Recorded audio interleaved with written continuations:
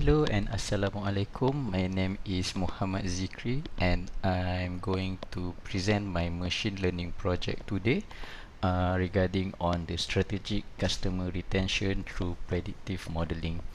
This is a machine learning approach to the telecommunication churns. So I'm choosing this topic because let us start with the business. Just a brief explanation or brief summary for the business problem that you are trying to solve. So basically, the customer churn is one of the most critical challenge facing by telecommunication companies. And in the telecommunication industry, the average churn rates can reach almost 20 to 40% annually. And our key business question is, how can we predict which customer are likely to retain or churn, and what factors that drive this churn decision? So for this project, I'm using IBM Telco's customer churn dataset, which I obtained from Kaggle. And then we can see here that there's thousands of rows and 21 around 21 to 22 columns, that including demographics, account information, and also the service usage pattern. Okay, so before I'm moving to the EDA or exploratory data analysis, let me walk you through the initial setup of this project. So basically, I'm already store the dataset inside my GitHub. So this is just a simple git command. Okay, so this is the library that I use for this analysis. As usual, we have pandas, numpy, matplotlib, and pyplot. Matplotlib, pyplot, and seaborn for the visualization, and also I importing the filter warnings to be ignored. And then for the machine learning libraries, I'm using scikit-learn, and I'm importing a few model selection and pre-processing stuff. For example, I have a label encoder. For the model, I'm using logistic regression, random forest classifier, SVC, and also we can see here that we are using gradient boosting classifier. So how I pull or load the data set, right? From the GitHub itself, we can set the variable dataset. I'm setting my variable as dataset URL, and this is my address and also my repo for this project. So I'm using the df equal pd.read underscore csv dataset URL to get the data, and I'm using the df.head to monitor or to go through the first 5 rows of this dataset. Okay, so we will go to the first or to the second process, which is exploratory data analysis. Okay, so we continue on our second step, which is exploratory data analysis, or the acronym is EDA. So as you can see here, from the EDA process itself, we can see the dataset dimension.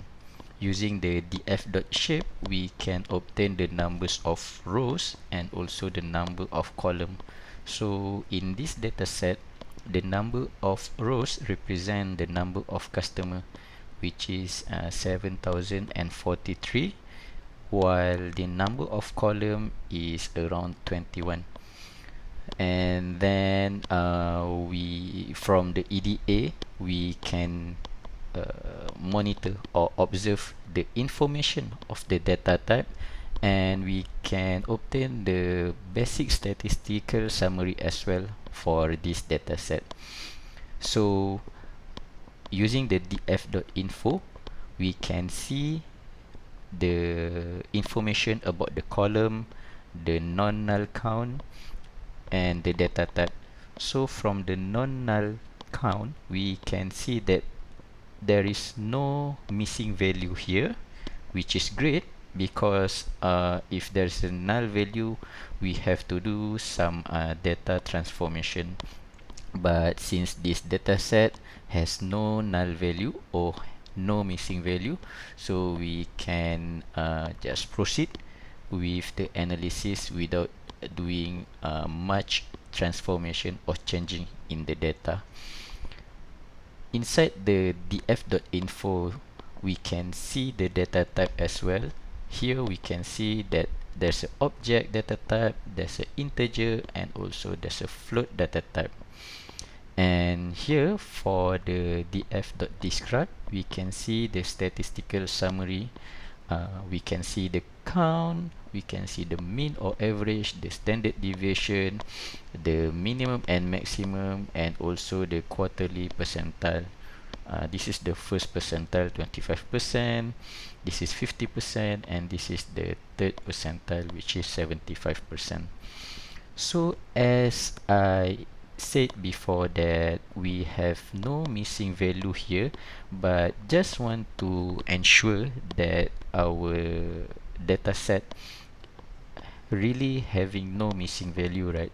So we just run another command, which is df.isnull.sum, and then it proves that there's no missing value.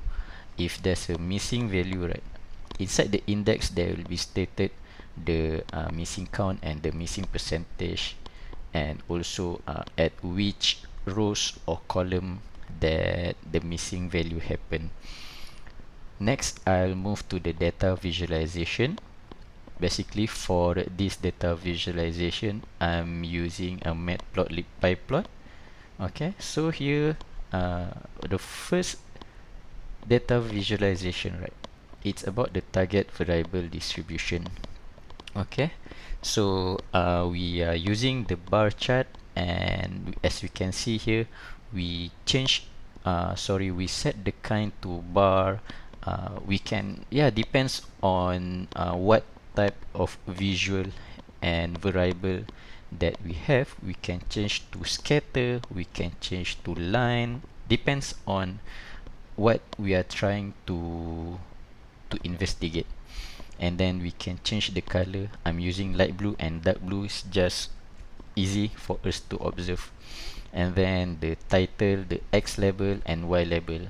And then you can see here that we can see that the churn distribution here, the number of churn distribution that is negative is much higher compared to the positive churn, which means that mostly majority will choose no to the majority will the churn distribution will go to no instead of yes.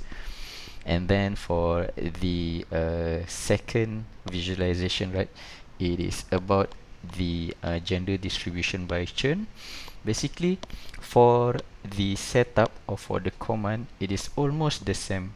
Depends on, like I said just now, depends on what variable that we are trying to that we are using, and what kind of analysis that we are trying to observe. So for the gender distribution, I'm using the same command or setup, but only change on the column or variable. For this one, I choose gender.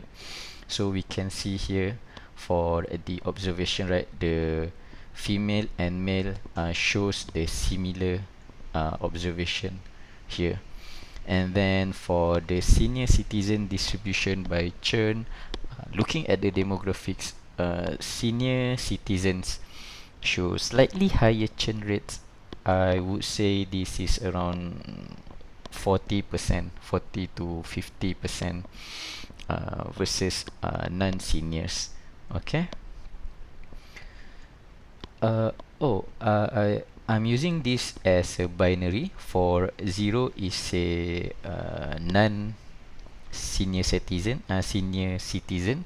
The one is the senior citizen. Okay. And then same goes with this one for the item number 4. I'm analyze the contract type by churn, and then go for this one, the payment method, and we can see here that customer paying by electronic check and have a around 45 to 50% churn rate, which is dramatically higher than the others. Yeah. So and then the next one, internet service by churn, and then this is yeah, and then this a monthly charge distribution.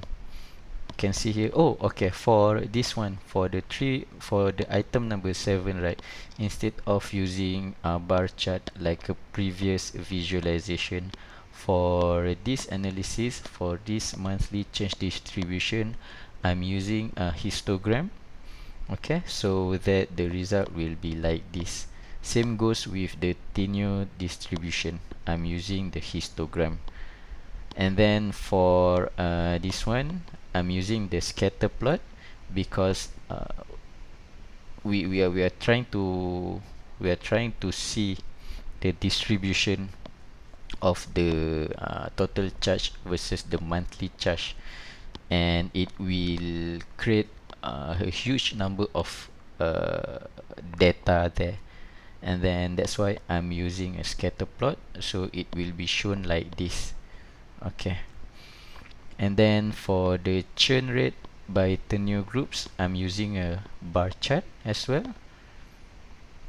Okay, I think that's all for the EDA, starting from the analysis of missing value until the basic statistical summary, until the visualization, the basic visualization.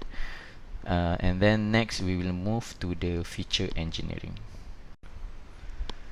Now let's move to the feature engineering, which is critical for improving our model performance. So this is the data cleaning code.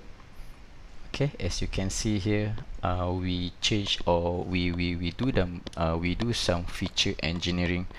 We do some data cleaning here by first we create a copy of dataset for processing, and then we are trying to see the missing value in total charge from the df.process. Okay, and then during the data cleaning in the feature engineering, right, we have to change several data types into the numeric, and then we have to fill the null value with medians because we can't just ignore the missing value because it will affect our analysis. And to fill in the null value, we use the median, and then we try to check if the missing value is still there or not. And then next, we create the new features. Here I create several new features: the average charge per month, the tenure groups, the charge level, and the service usage score. So we can see here, after we run the code and we do some statement printing here, the new features created are average charge per month. It will represent our average monthly spending. The tenure group will be the categorical tenure groups. Charge level will become the monthly charge categories, and the service count is the number of additional services. So next for the next feature engineering, we inside the process dataset, we have to drop the if we have, okay, if we have a dataset and there's a column that there's unwanted column that unuseful for the analysis, right? it is okay for us to drop the column. And in this project or in this data set, we have to drop the customer ID since it is not contribute anything for this analysis. And then I encode the binary categorical variable because for this categorical, right, we can put it in binary 0 or 1 for a better analysis. Okay, so here is the how we handle the multi-category variable with one hot encoding, and then we try to handle multiple column. For example, has no phone service value. Okay, no phone service is one of the result or one of the info inside the data set. So when having the no phone service, right, it will against the binary rule, which is it just only have two value, 1 or 0. Okay, so how I try to overcome this one is by having the check for any remaining non-numerical value. Okay, so for no phone service, we will declare it as similar as no, because inside this multiple lines column, right, we try to map only binary. So for yes, it will represent number 1, and for no and no phone service, we will declare it as a 0.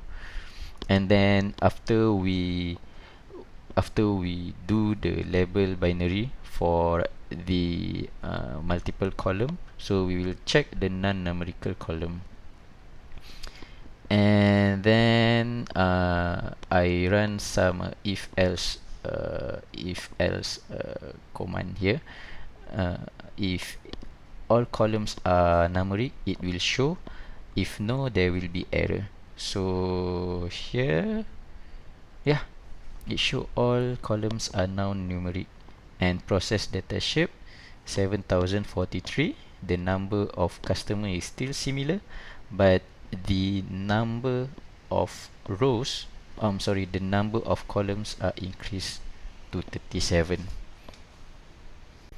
Next, we'll move to the model development. For the machine learning approach, I implement 4 different algorithms to compare the effectiveness of this retention or churn prediction problem. First, I choose the logistic regression as our baseline linear model, and then let me find the rows. Okay, so I choose the logistic regression for the linear model, random forest and gradient boosting as ensemble tree based methods, and also SVM, which is support vector machine, as a kernel based approach. The reason why, because this gives us a good mix of linear and non-linear approach. And then for this one, right, for the ratio of training and testing, I'm using 80-20, because my objective or my goals is our evaluation or analysis reflects the real world performance. Okay, so let me try to find the training loop.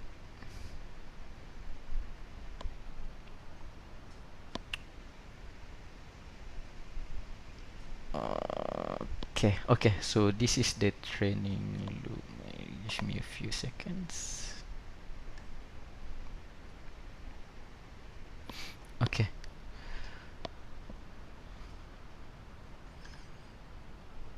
Okay, so for the training loop for SVM, I use the scale features to ensure the optimal performance.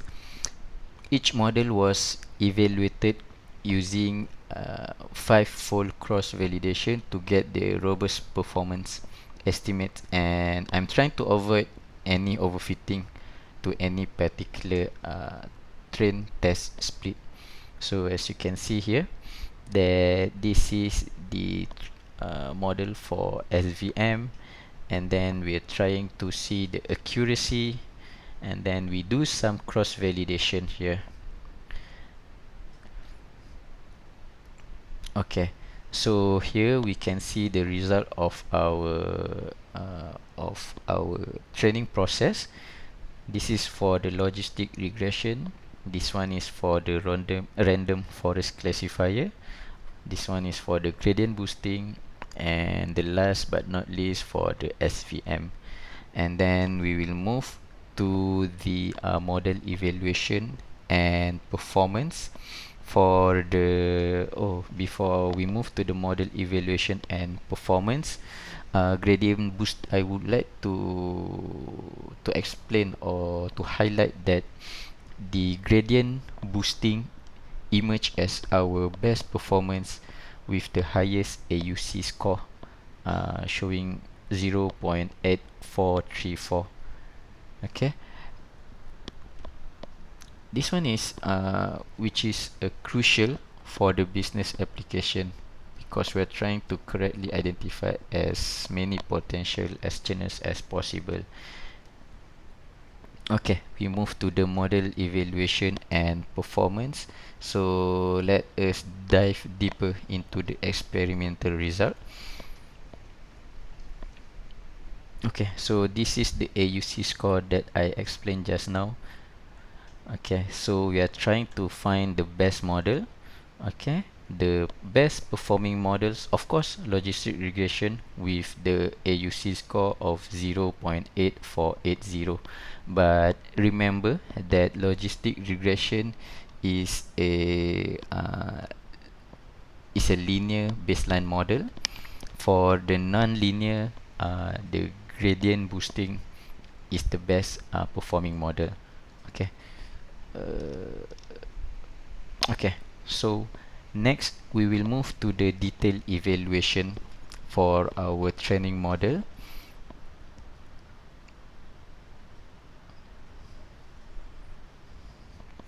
Okay, so for the logistic regression, the no churn and churn value shows the distinct difference for the precision, for the recall, for the F1 score, and for the support.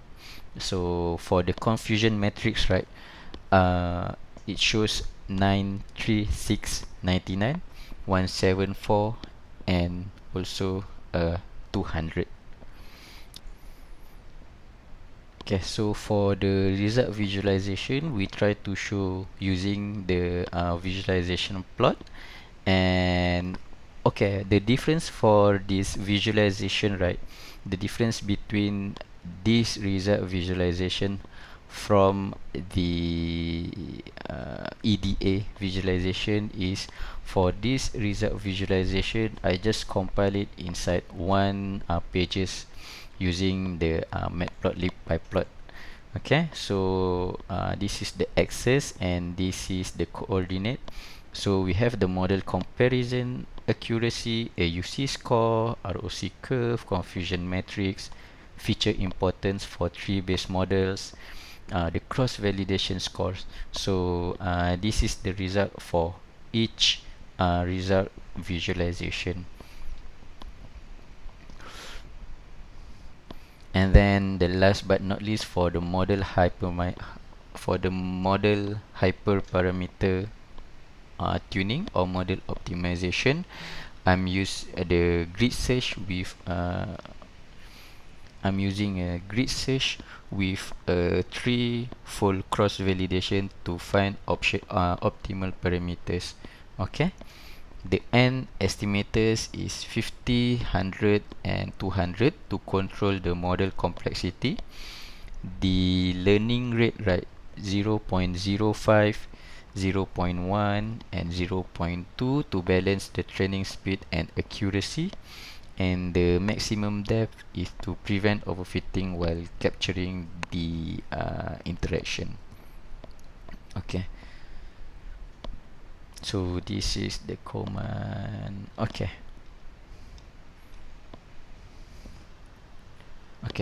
This optimized model achieved the test accuracy 81.3%.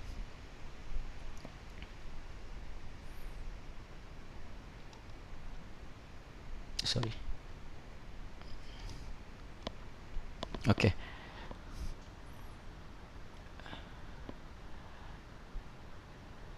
The optimized model maintains excellent generalization with consistent cross-validation performance. Okay, so for the test accuracy, yeah, the test accuracy improvement from 8.0.81 or 8062 to 0.8084. There's an increment around 0.0021. If we convert to percentage, it's around 81.62% to sorry, 80.62% to 80.84%. And for the AUC score, there's an increment from 0.8480 to 0.8481. So the optimized model for the test accuracy, as per mentioned previously, 0.8084, and optimized model test for AUC is 0.8481. So that's all the explanation and presentation for my project for the telco customer churn. Thank you and assalamualaikum.